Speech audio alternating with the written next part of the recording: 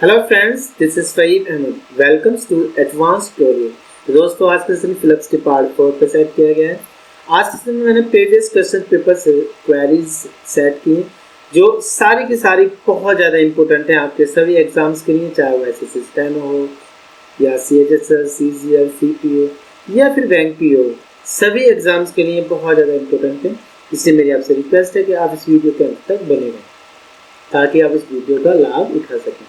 इसके साथ साथ दोस्तों, अगर आप मेरे चैनल के न्यू व्यूअर हैं तो आप इस चैनल को सब्सक्राइब करना ना भूलें और साथ साथ बेल आइकन को प्रेस करना ना भूलें ताकि मेरी आने वाली वीडियोस की नोटिफिकेशन आपको समय पर मिल सके। दोस्तों, बिना टाइम वेस्ट किए स्टार्ट करते हैं फर्स्ट क्वेरी के साथ। आज के दिन की हमारी फर्स्ट क्वेरी है, the delegates listened to the speaker. Okay, तो अगर इसके मैं फैक्ट की बात करूँ तो डेलीगेट्स काय के रूप में यूज हुआ है या एज अ सब्जेक्ट यूज हुआ है, और यहाँ जो लिसन्ड है वो ट्रांसिटिव वर्ब के रूप में यूज हुई है। और हम अच्छी तरह से जानते हैं कि जब कभी भी लिसन का प्रयोग ट्रांसिटिव वर्ब के रूप में यूज होता है तो ऐसी कंडीशन में इसके साथ सदैव प्रीपोजिशन टू लगाया जाता है। ठीक है, देखो यहाँ टू दिया है।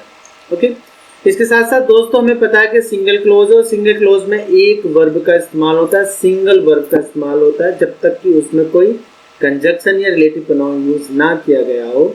उस सेंटेंस में केवल मात्र एक वर्ब का ही रिक्वायरमेंट होता है। तो ऐसी कंडीशन में अगर हम फैक्ट के आधार पे से सोल्व करें दोस्तों, तो पहले ऑप्शन की अगर मैं बात करूं तो पहला ऑप्शन हमारा अटेंड, और हम जानते हैं कि अटेंड क्या होती है, एक वर्ब होती है। अब यहाँ वर्ब का रिक्वायरमेंट हुआ नहीं है क्योंकि ऑलरेडी लिसन यहाँ वर्ब यूज हो गई है। तो अब क्या चाहिए, लिसन वर्ब को मॉडिफाई करने के लिए एक पार्ट्स ऑफ स्पीच की आवश्यकता होती है। और हम अच्छी तरह से जानते हैं कि एडवर्ब ऐसा पार्ट्स ऑफ स्पीच होता है जो वर्ब को मॉडिफाई करता है। ठीक है, एडजेक्टिव जनरली नाउन को मॉडिफाई करता है और एडवर्ब जो होता है वो जनरली वर्ब को मॉडिफाई करता है। ठीक है, तो अगर मैं पहले ऑप्शन की बात करूं तो पहला ऑप्शन हमारा कट जाएगा। पहला ऑप्शन इसलिए कट जाएगा दोस्तों क्योंकि पहले ऑप्शन में हमारी वर्ब दे रखी है और ए ऑप्शन हमारी पूरी तरह से कट गया। अगर बी ऑप्शन की बात करूं दोस्तों तो बी ऑप्शन में क्या है हमारा, अटेंटिवली। अब हम अच्छी तरह से जानते हैं दोस्तों, अटेंटिवली एक एडवर्ब होती है और एडवर्ब का ही यहाँ रिक्वायरमेंट भी हुआ है क्योंकि वर्ब को मॉडिफाई करने के लिए किसकी आवश्यकता होती है, एडवर्ब की। 99% अभी तक हमारा बी ऑप्शन सही सेट हो रहा है। अगर मैं बात करूँ तीसरे ऑप्शन की दोस्तों, तो तीसरा ऑप्शन हमारा अटेंशन है और हम जानते हैं कि अटेंशन क्या होती है, एक नाउन होती है। ठीक है, और यहाँ नाउन का रिक्वायरमेंट हुआ नहीं है क्योंकि नाउन पहले से ही वहाँ रखी हुई है स्पीकर के रूप में। तो आई होप ये भी आप समझ गए होंगे कि हमारा सी ऑप्शन भी कट जाएगा क्योंकि नाउन का रिक्वायरमेंट नहीं हुआ। अगर मैं बात करूँ दोस्तों चौथे ऑप्शन की, तो चौथा है हमारा अटेंटिव, और हम अच्छी तरह जानते हैं कि अटेंटिव एक एग्जेक्टिव होता है। ठीक है, और एग्जेक्टिव जनरली किसी वर्ब को मॉडिफाई नहीं कर सकता। ठीक है, हाँ कुछ वर्ब्स होती हैं हमारी जो एग्जेक्टिव को लेती हैं, जैसे हमारी लुक हो गई, ठीक है, स्मेल हो गई, हियर हो गई। तो कुछ वर्ब्स होती हैं जो वर्ब्स ऑफ सेंसेशन का काम करती हैं, उनके साथ हम एग्जेक्टिव यूज कर सकते हैं, परंतु जनरली एग्जेक्टिव वर्ब को मॉडिफाई नहीं कर सकता। तो यहाँ रिक्वायरमेंट किसका हुआ दोस्तों, एडवर्ब का। तो हमारा बी ऑप्शन सही हो जाएगा, B option is the right answer. I hope दोस्तों फर्स्ट क्वेरी आपको समझ में आ गई होगी। आगे बढ़ते हैं लेट्स मूव टू नेक्स्ट। इस सेशन की दोस्तों सेकंड क्वेरी है हमारी। Second query, the prices of food grains have gone up dash. ठीक है, तो अगर मैं इसके फैक्ट की बात करूँ तो हम अच्छी तरह से जानते हैं कि जब कभी भी दो नाउन या प्रोनाउन प्रीपोजिशन से जोड़े जाते हैं तो प्रीपोजिशन से पहले आया हुआ नाउन या प्रोनाउन जनरली पार्टी का सब्जेक्ट होता है। तो सब्जेक्ट प्राइसेस है इसका। अब ये प्लूरल फॉर्म में है तो वर्ब भी कैसे आएगी, प्लूरल फॉर्म में। देखो हैव प्लूरल फॉर्म में दे रखा है। ठीक है, अब हैज हैव हैड के बाद कोई वर्ब आती तो किस फॉर्म में आती, तीसरी फॉर्म में, थर्ड फॉर्म में। तो ये गॉन हमारी थर्ड फॉर्म में रखी हुई है। ठीक है, तो यहाँ दोस्तों रिक्वायरमेंट हुआ यहाँ भी एडवर्ब का। अगर हम पार्ट्स ऑफ स्पीच की बात करें, अगर ऑप्शन को देखा जाए तो चारों ही ऑप्शन पार्ट्स ऑफ स्पीच में दे रखे हैं, तो इसका मतलब पार्ट्स ऑफ स्पीच का रिक्वायरमेंट हुआ है। और वर्ब को मॉडिफाई क्या करती है हमारी, एडवर्ब करती है। तो अगर मैं ए ऑप्शन की बात करूँ तो ए ऑप्शन में क्या दे रखी है, वर्ब दे रखी है कंसीडर। तो यहाँ वर्ब जो है हमारी कट जाएगी। ओके, अगर मैं बी ऑप्शन की बात करूँ दोस्तों तो बी ऑप्शन में ही वर्ब है कंसिडरेट। ठीक है, इसका भी कोई रिक्वायरमेंट नहीं हुआ है। ठीक है, एक होता है कंसिडरेबल, वो हमारा क्या होता है दोस्तों, एग्जेक्टिव होता है। ठीक है, तो ये हमारा बी ऑप्शन भी कट जाएगा। अगर मैं सी ऑप्शन की बात करूँ तो सी ऑप्शन में क्या है, कंसिडरेशंस। ये नाउन है दोस्तों और नाउन का यहाँ रिक्वायरमेंट हुआ नहीं है।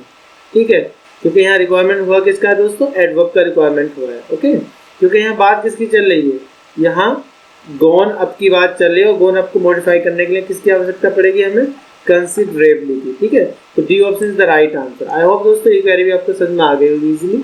आगे बढ़ते हैं, लेट्स मूव टू नेक्स्ट। इस सेशन की दोस्तों थर्ड क्वेरी है, the officer dash leave to his secretary, ठीक है।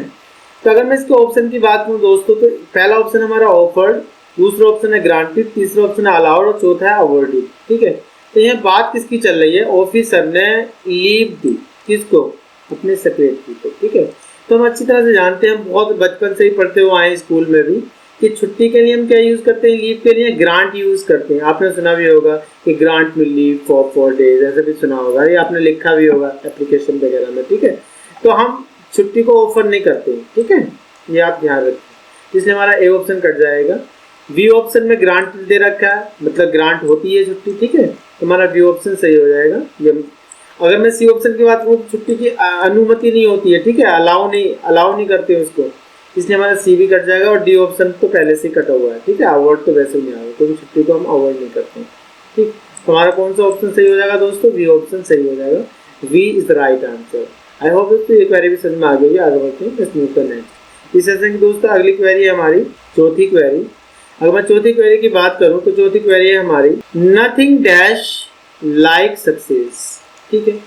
अब यहाँ लाइक जो यूज हुआ है दोस्तों एज अ प्रीपोजिशन यूज हुआ है, ठीक है, क्योंकि वो कहना चाह रहा है कि कुछ भी कामयाबी की तरह सफल नहीं होता, ठीक। क्योंकि अगर पार्ट्स ऑफ स्पीच की या ऑप्शंस की बात करूँ मैं, इसमें चार ही ऑप्शन पार्ट्स ऑफ स्पीच से लिए गए हैं, तो हमें ये देखना पड़ेगा कि यहाँ रिक्वायरमेंट किसका। तो हम अच्छी तरह से जानते हैं दोस्तों, नथिंग क्या होता है, हमारा इंडेफिनिट प्रोनाउन होता है, और प्रोनाउन में इतनी कैपेसिटी एबिलिटी होती है कि वो अपना सब्जेक्ट बना सकती है, ठीक है। तो अब जाहिर सी बात है कि नथिंग सब्जेक्ट हो गया, तो हमें यहाँ रिक्वायरमेंट किसका हुआ, वर्ब का रिक्वायरमेंट हुआ। अब वर्ब हमें देखनी होगी कि ऑप्शन में कौन सी हमारी वर्ब है। और हम जानते हैं कि जब कभी भी किसी सेंटेंस का सब्जेक्ट इंडेफिनिट प्रोनाउन होता है तो जनरली उसमें आने वाला वर्ब जो होता है वो सिंगुलर फॉर्म में होता है। तो नथिंग क्या है, यहाँ हमारा इंडेफिनिट प्रोनाउन है, तो वर्ब कैसा आएगा, सिंगुलर फॉर्म। तो सक्सेस की बात करूँ तो सक्सेस दोस्तों नाउन होता है, और रिक्वायरमेंट किसका हुआ, हमारा वर्ब का, इसलिए ए ऑप्शन कट जाएगा। अगर मैं बी ऑप्शन की बात करूँ सक्सीड, तो सक्सीड वर्ब होती है, परंतु ये V1 का रूप दे रखा है, और हम अच्छी तरह से जानते हैं दोस्तों कि वर्ब का जो V1 रूप होता है वो प्लूरल फॉर्म माना जाता है, इसलिए हमारा बी ऑप्शन भी कट जाएगा, क्योंकि रिक्वायरमेंट किसका हुआ है, सिंगुलर वर्ब का, ठीक है।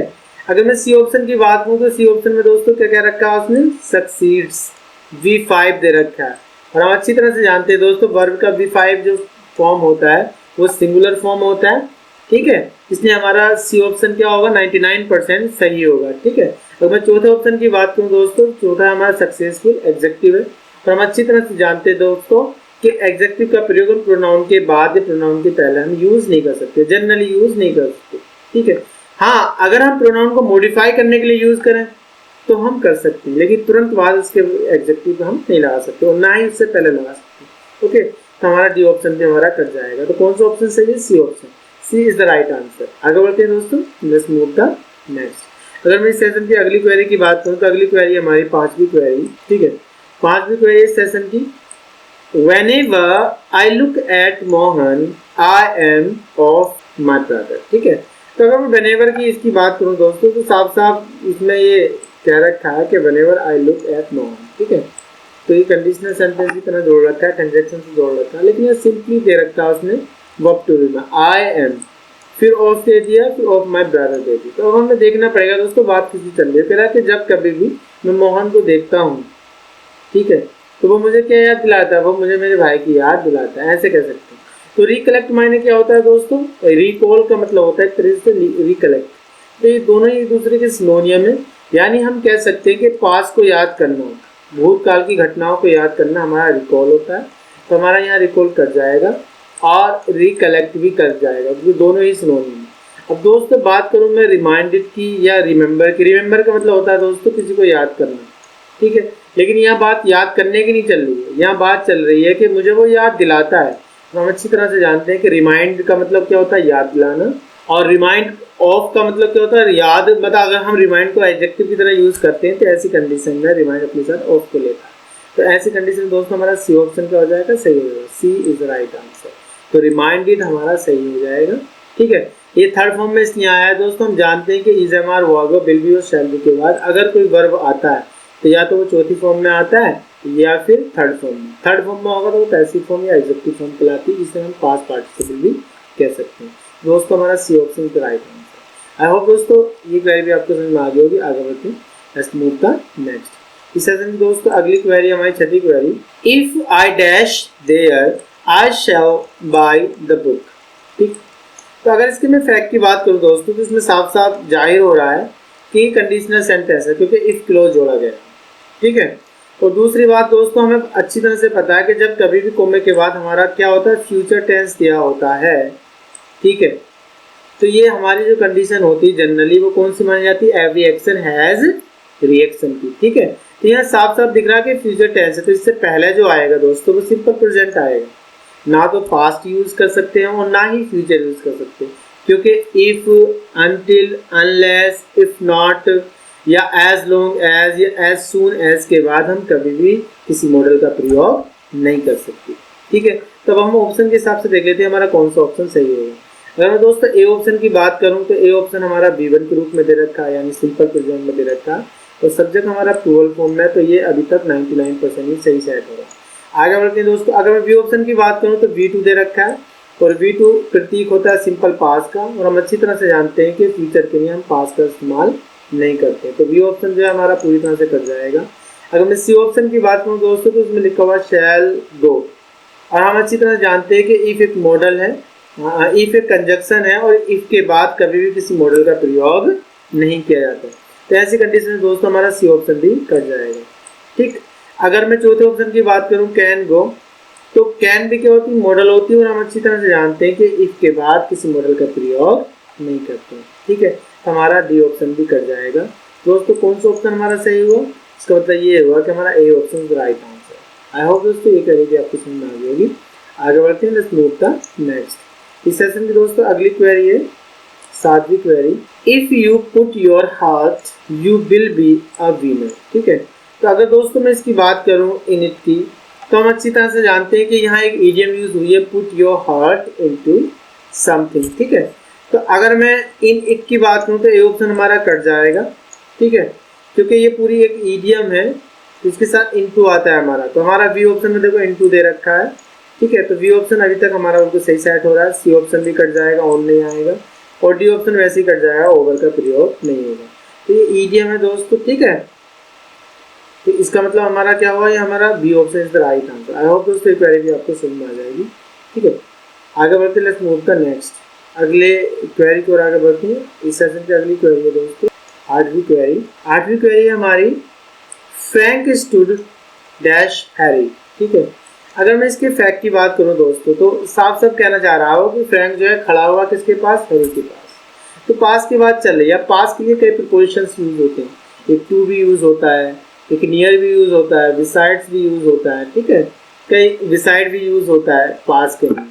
ठीक है, तो जनरली हमें पता होना चाहिए कौन सा प्रिपोजिशन किस लिए यूज होता है। अगर हम टू की बात करें दोस्तों तो टू का पास के लिए जब यूज करते हैं हम, जब दो लिविंग थिंग्स एक दूसरे के निकट, मतलब हम कह सकते हैं कि मतलब मोशनलेस पोजीशन में, यानी गतिमान अवस्था में एक दूसरे के निकट होती है, तो ऐसी कंडीशन में टू का प्रयोग करते हैं।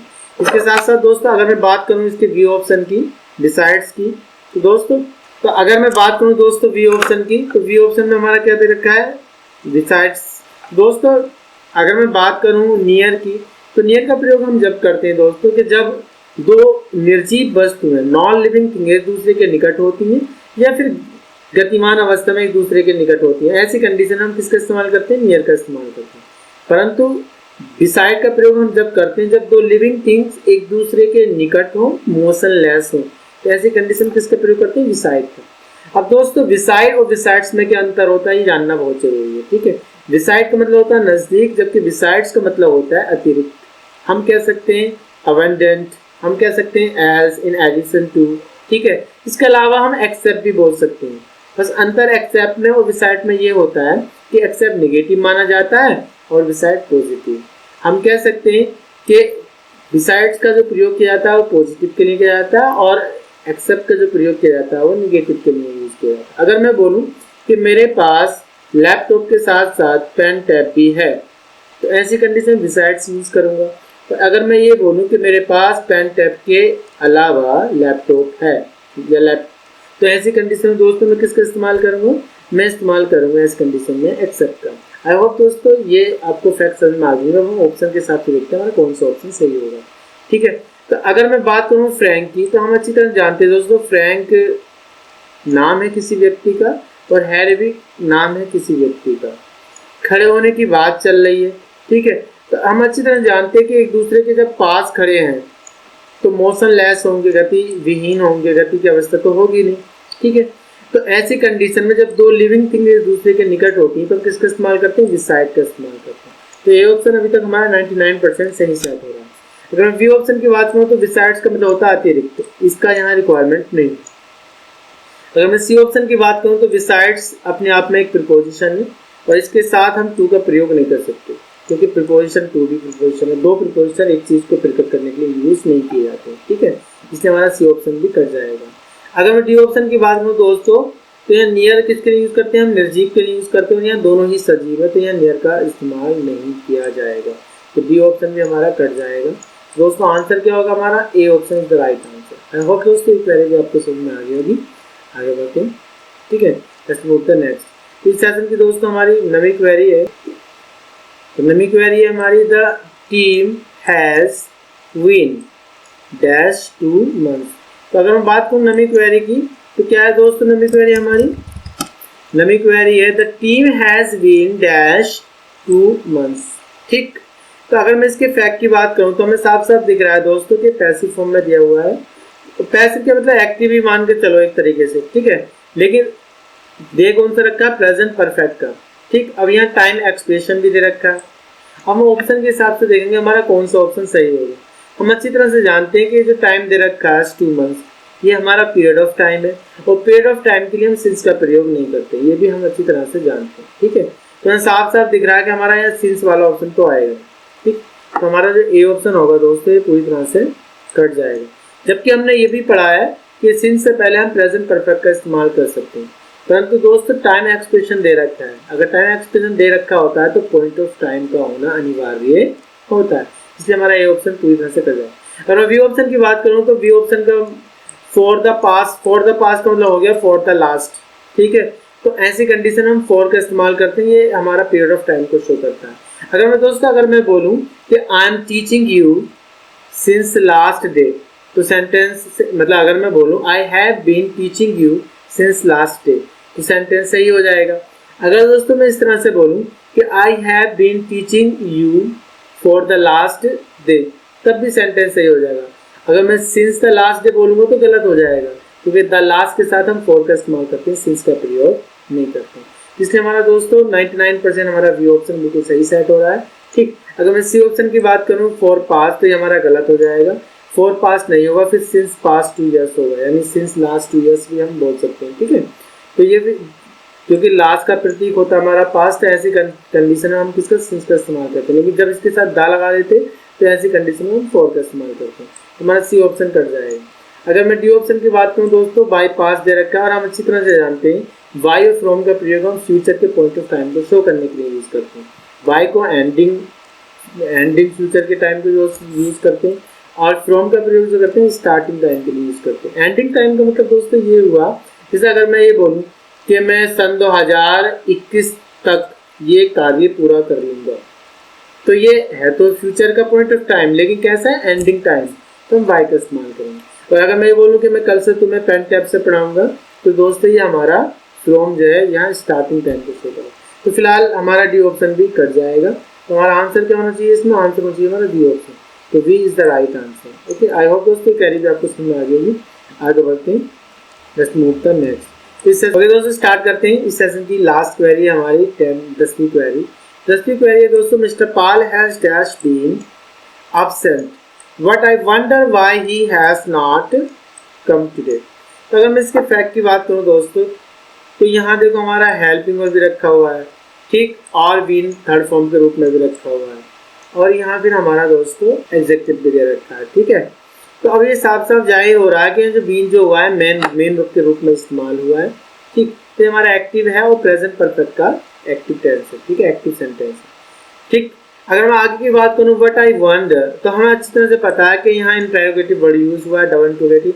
पर ऐसी कंडीशन दोस्तों जब इससे पहले कोई क्लोज आता है तो इसको हम एज ए कंजक्शन यूज करते हैं। इसका यहाँ मीनिंग होता है की का, और उसका जो वास्तविक मीनिंग होगा उसका यानी की और क्यों का। और इसके तुरंत बाद हम फिर काय में बनाते हैं सेंटेंस को, अफर्मेटिव में बनाते हैं। तो देखो अगला सेंटेंस मतलब असर्टिव सेंटेंस का नेगेटिव सेंटेंस बना रखा, बिल्कुल सही बना रखा। तो कहने का मतलब मेरा दोस्तों ये हुआ कि उसमें एडवर्ब का रिक्वायरमेंट हुआ है, क्योंकि वर्ब भी सही रखा हुआ है, हेल्पिंग वर्ब भी और मेन वर्ब भी। तो यहाँ बीच में क्या आना चाहिए, हमारा एडवर्ब आना चाहिए। हमें ये देखना है कि वंडर जो है वो जनरली नेगेटिव वर्ड को लेता है, ठीक है। तो हम अच्छी तरह से जानते हैं कि एडवर्ब जो यूज होगी वो नेगेटिव एडवर्ब का इस्तेमाल किया जाएगा। अगर मैं दोस्तों ए पार्ट की बात करूँ तो ए ऑलवेज, ये जनरली सिंपल प्रेजेंट में यूज होता है, और यहाँ हमारा शो हो रहा है पहले से प्रेजेंट परफेक्ट, तो यहाँ ऑलवेज का रिक्वायरमेंट नहीं हुआ है, कट जाएगा। हम अच्छी तरह जानते हैं दोस्तों बी ऑप्शन है यूजुअली, और यूजुअली भी हमारा सिंपल प्रेजेंट में यूज होता है, तो ये भी हमारा कट जाएगा। और मैं सी ऑप्शन की बात करूँ ऑफन, तो ऑफन भी हमारा किस में यूज होता है, हमारा सिंपल प्रेजेंट में यूज होता है, परफेक्ट में हम इसका इस्तेमाल नहीं कर सकते। दोस्तों तीन ऑप्शन कट गए तो चौथा हमारा जनरली यूज हो जाएगा, क्योंकि नेवर जो है सिंपल प्रेजेंट में भी यूज कर सकते हो, प्रेजेंट परफेक्ट में भी यूज कर सकते हैं। और नेवर हमारा यहाँ सैड भी हो जाएगा क्योंकि नेगेटिव वर्ड है, तो इसलिए हमारा कौन सा ऑप्शन सही होगा दोस्तों, the option is the right answer. I hope दोस्तों क्वेरी आपको समझ में आ जाएगी।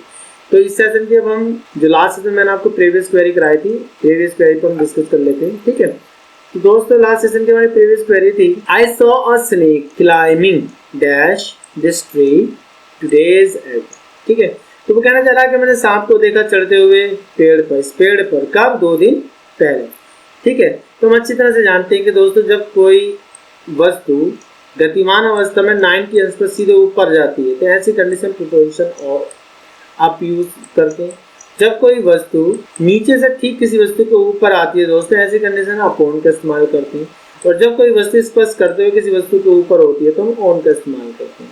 और जब कोई वस्तु किसी वस्तु के ऊपर गतिमान अवस्था में बिना स्पर्श किए हुए बनी रहती है तो उसे हम बोलते हैं दोस्तों ओवर, ठीक है। और जब कोई वस्तु विरामावस्था में बिना स्पर्श किए हुए होती है, जैसे मतलब तस्वीर है, मेरे ऊपर कोई तस्वीर है, तो उसे हम बोलते हैं एबव। तो ऊपर की कंडीशंस वाली कंडीशंस थी। तो हम अच्छी तरह से पता है कि दोस्तों सांप जब पेड़ पर जाएगा तो उसका जो लोब होता है पेड़ का वो सीधा 90 अंश पर होता है, तो सांप ऐसे ही चढ़ेगा, ठीक है। तो ऐसी कंडीशन दोस्तों हमारा ऑप्शन के हिसाब से क्या आना चाहिए, हमारा अप आना चाहिए। हम ऑप्शन देख लेते हैं। अपॉन इसलिए कट जाएगा दोस्तों क्योंकि वो 90 अंश पर जा रहा है, और अपॉन का मतलब होता है कि जब कोई वस्तु नीचे से किसी वस्तु के ऊपर आए, ठीक है, इसे हम अपॉन बोलते हैं। जैसे अगर मैं बोल रहा हूँ बिल्ली मेज पर कूदी, तो मान लो ये दोस्तों ये कोई मेज है, अब बिल्ली देखो यहाँ भूमि पर आई और आराम से मेज पर कूदी, ठीक है। तो ऐसी कंडीशन हमारा क्या होता है दोस्तों, अपॉन होता है। अगर मैं ऑन टू की बात करूँ दोस्तों, तो ऑन टू का मतलब है कि जब कोई वस्तु किसी वस्तु के ऊपर गतिमान अवस्था में होती है तो उसे हम ऑन टू बोलते हैं। एक होता है दोस्तों अप टू। अप टू का प्रयोग हम जब करते हैं जब कोई वस्तु नीचे से किसी वस्तु को पूरी तरह से बिना स्पर्श किए हुए उसे पूरा पार कर देती है, तो उसे हम बोलते हैं अप टू। हम कह सकते हैं दोस्तों ए ऑप्शन कट जाएगा, हमारा बी ऑप्शन भी कट जाएगा। अगर मैं सी ऑप्शन की बात करूँ तो अब दे रखा है, और हम अच्छी तरह से जानते हैं कि आपका मतलब होता है 90 अंश पर किसी वस्तु का गतिमान अवस्था में ऊपर जाना। तो सांप जब पेड़ पर चढ़ेगा तो गतिमान अवस्था में ऊपर ही जाएगा। तो हमारा सी ऑप्शन सही सेट हो रहा है, ओवर हमारा आएगा नहीं, ठीक है, ओवर भी कर पाएंगे। आई होप दोस्तों ये क्वेरी भी आपको समझ में आ गई होगी। तो इस सेशन की आज की क्वेरी के बारे में डिस्कस करते हैं। इसका आंसर आप 100% दें सर। मेरी सभी स्टूडेंट से रिक्वेस्ट है कि आप क्वेरी का आंसर जरूर दिया करें, ठीक है, कमेंट बॉक्स में। तो जैसे आज की क्वेरी हमारी, one should exercise test right to god. तो ए ऑप्शन है दोस्तों हमारा हिज, ये आपको देखना है क्या आना चाहिए। बी ऑप्शन है डियर, सी ऑप्शन है आवर, और डी ऑप्शन है वंस। यह रिक्वायरमेंट हुआ है दोस्तों पोसेसिव केस का, तो आपको देखना चाहिए कि वन के साथ हमारा कौन सा पोसेसिव केस इस्तेमाल किया जाएगा। ओके, आई होप दोस्तों ये सेशन आपको पसंद आया होगा। अगर आपको ये पसंद आया हो तो इसको शेयर करें, लाइक करें, और दोस्तों मेरे चैनल को सब्सक्राइब करना ना भूलें। Okay, till then take care, bye bye.